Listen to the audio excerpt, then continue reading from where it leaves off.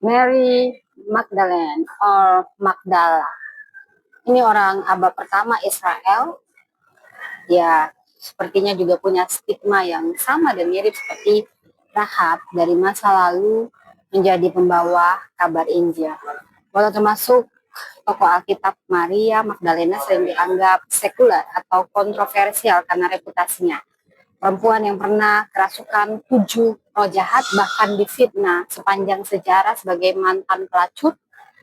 Namun kasih karunia Kristus mengubahnya menjadi saksi kebangkitan pertama. Yohanes 20 ayat 18. Di sini punya makna teologis paralel. Rahab mengikat tali kemiji, Maria melihat kain lenan putih di kubur kosong. Keduanya adalah penanda awal keselamatan yang baru. Kasih karunia menulis sejarah di tangan perempuan yang dulu dianggap najis. Ia yang dulu dibelenggu dosa, kini menjadi pewarta kebangkitan. Dari aib menuju anugerah yang hidup. Saya juga mau cerita tentang seorang perempuan. Kisahnya di sejarah tahun 1822 sampai 1913. Dia berasal dari Amerika Serikat.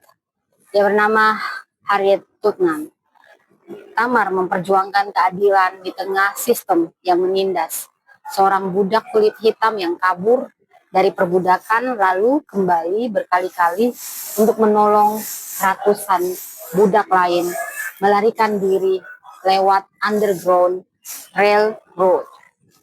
Saudara, Harriet sering disebut sebagai Musa perempuan. Dia tidak berpendidikan, tapi dipakai Tuhan untuk menegakkan keadilan dan kebebasan. Ada makna teologis yang paralel. Bagaimana Tamar berjuang menegakkan hak yang diinjak, dan Harriet menegakkan hak kemanusiaan dengan risiko hidupnya sendiri. Keduanya menjadi alat Allah bagi keadilan di tengah struktur patriarkal dan penindasan. Ia tidak menunggu sistem berubah, ia memilih berdiri di tengah bahaya, karena tahu Tuhan berpihak pada kebenaran.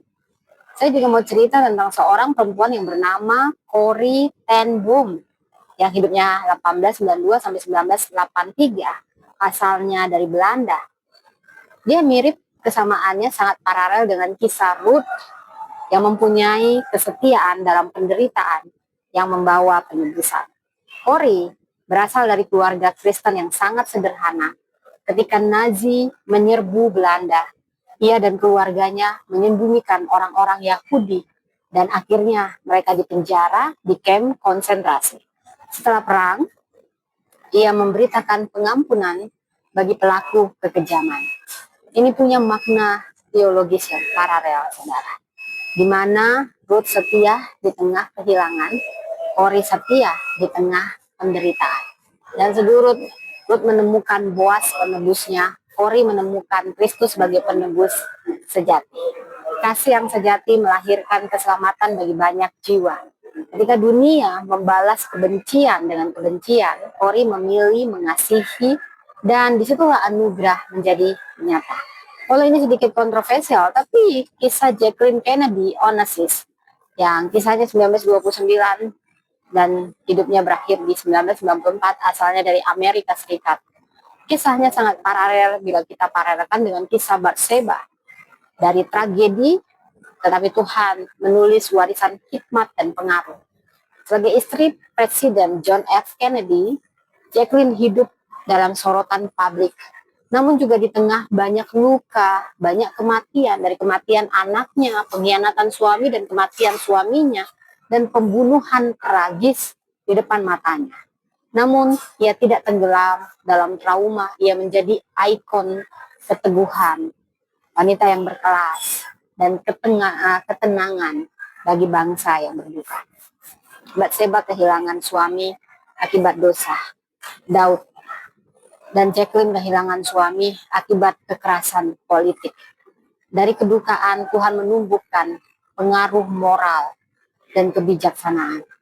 Luka pribadi diubah menjadi sumber penghiburan publik. Saudara, ada keindahan dalam perempuan yang tetap berdiri anggun di tengah reruntuhan sejarah.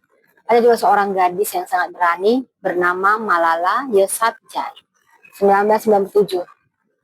yang sampai sekarang masih hidup. Dia asal dari Pakistan. Kisahnya sangat paralel dengan kisah Maria, ketaatan muda yang dipakai Allah untuk perubahan besar.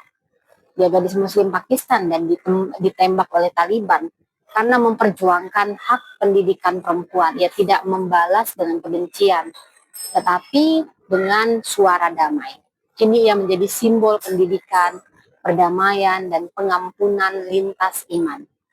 Dia punya makna teologis paralel. Maria berkata, jadilah padaku menurut perkataanmu. Malala berkata, aku tidak takut pada peluru, aku takut pada ketidaktahuan. Keduanya muda, murni, dan berani menyerahkan diri mereka demi misi yang lebih besar dari diri mereka sendiri. Ketika dunia mengira suaramu kecil, Tuhan bisa menjadikannya gema yang mengguncang bangsa. Saudara, dari sini kita belajar dari kelima tokoh sekuler ini, dari Magdalena hingga Malala. Ini menunjukkan pola kasih karunia yang melampaui batas agama dan sejarah. Bahwa Allah bekerja di antara yang lemah, yang dipinggirkan, yang terluka, yang diremehkan. Kasih karunia tidak hanya turun di altar gereja, tapi juga di medan sejarah politik dan lembah air mata. Sama seperti Tamar, Rahab, Ruth, Batseba, dan Maria. Perempuan-perempuan ini berdiri sebagai bayang kasih karunia yang menjelma dalam konteks zaman. Kasih karunia tidak mengenal sekat agama, status, atau sejarah. Ia mencari hati yang mau dijamah dan mengubah luka menjadi warisan ilahi. Kasih karunia yang menembus sejarah. Tuhan memberkati.